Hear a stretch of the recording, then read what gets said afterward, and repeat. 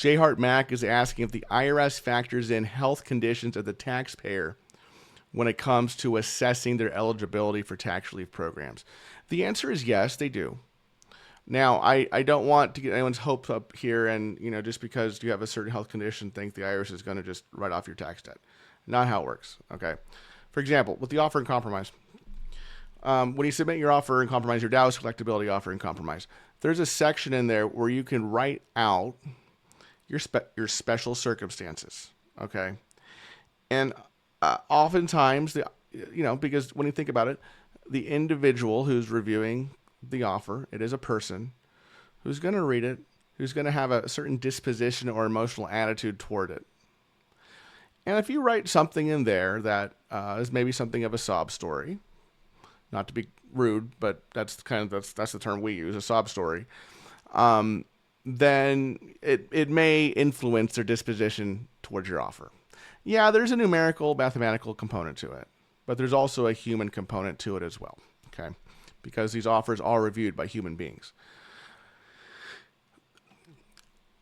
It's also the case, and for this kind of thing to happen that I'm going to say next, the situation generally has to be pretty dire. I would say that the health condition has to go beyond a health condition. It typically has to be something of a terminal illness, or some completely catastrophic illness that has significantly decreased one's quality of life chronically.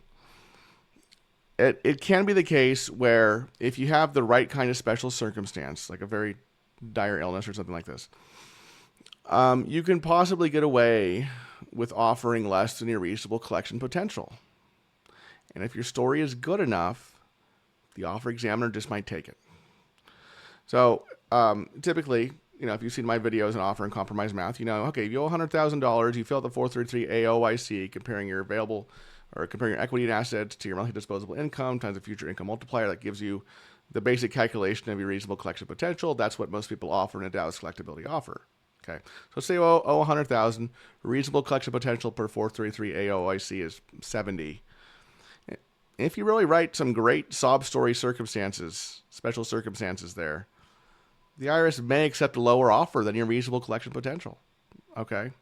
And this is also the basis of the effective tax administration offer and compromise. If your RCP is above what you owe, but you have some special circumstances here, the IRS may hear your effective tax administration offer in compromise.